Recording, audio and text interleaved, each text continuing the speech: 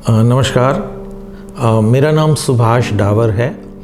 मैं बेसिकली दिल्ली से हूँ और 1991 में मैं सूरत आ गया था। सूरत में मेरा बिज़नेस है।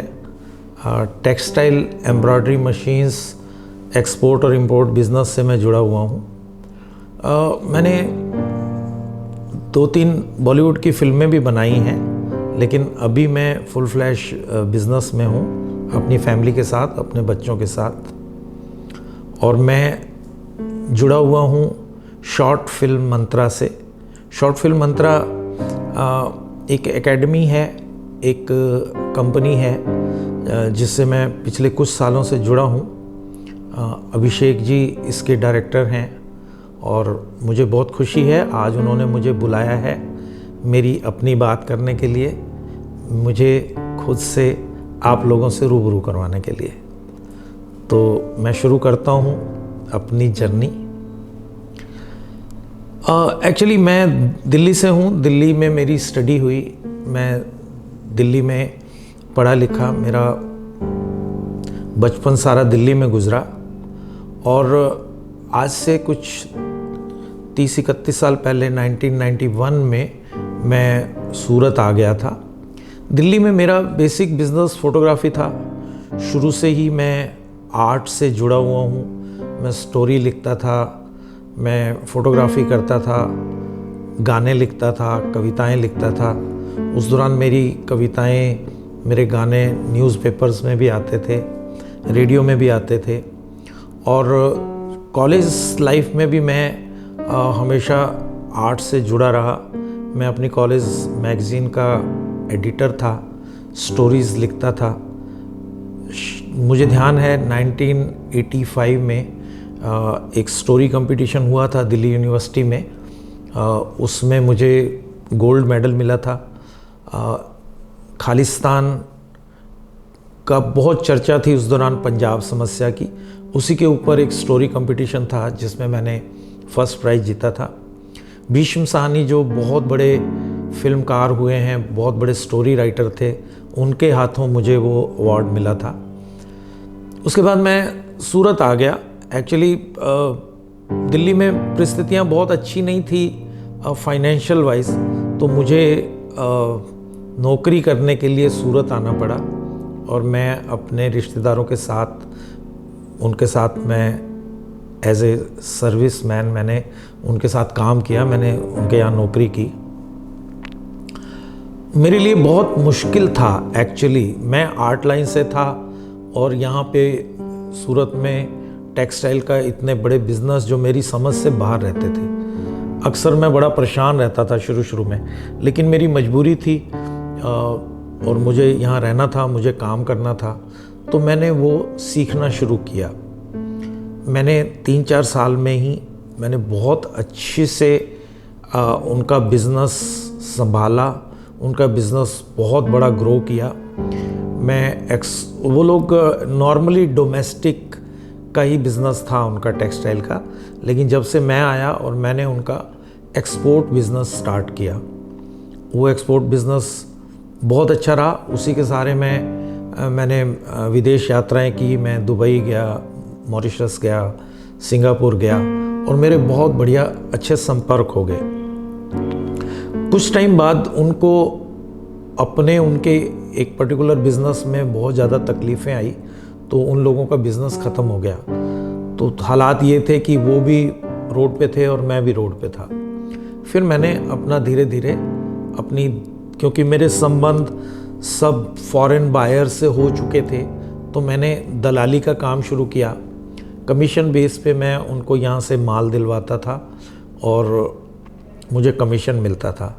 धीरे धीरे मैंने थोड़ा अपना भी एक्सपोर्ट करना शुरू किया और वो थोड़ा सा काम मेरा चल निकला। उसमें ग्रोथ शुरू हुई।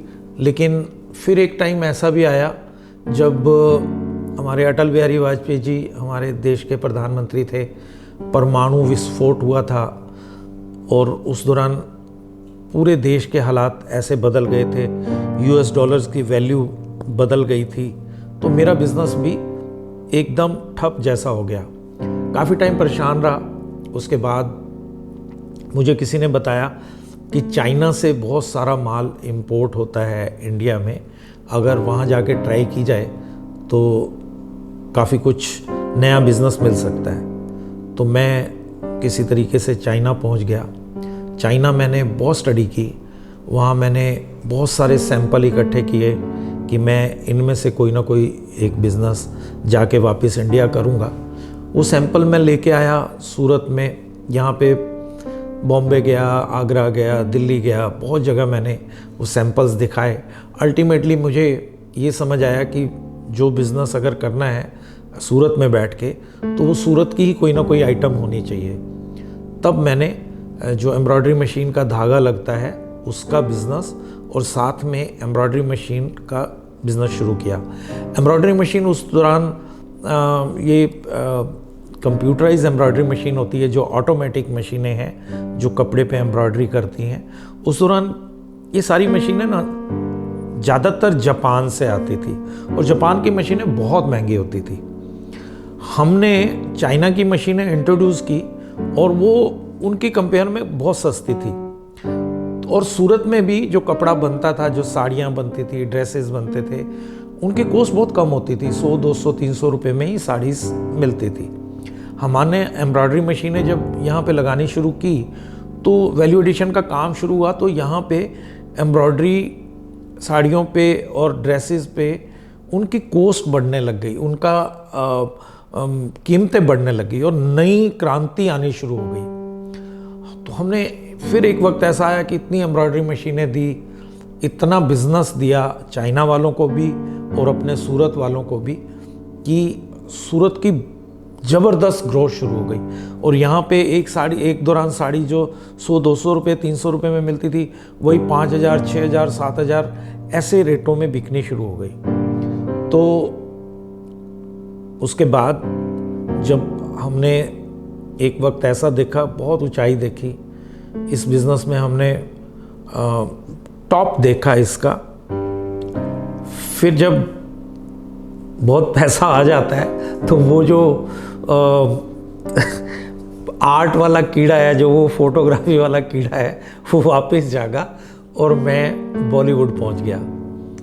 मैंने वहाँ पे 3 फिल्में प्रोड्यूस की। 3 साल मैं वहाँ रहा बॉम्बे में। बहुत सारे स्टार्स, डायरेक्टर, प्रोड्यूसर से मेरे बहुत अच्छे संबंध बने। मेरी फिल्में लेकिन नहीं चली। फिल्में ना चलने से उसमें काफ़ी नुकसान भी हुआ और मुझे वापस आना पड़ा सूरत आया मैं वापस। मैंने देखा कि यहाँ तो सब कुछ ख़त्म हो गया है, बिज़नेस बहुत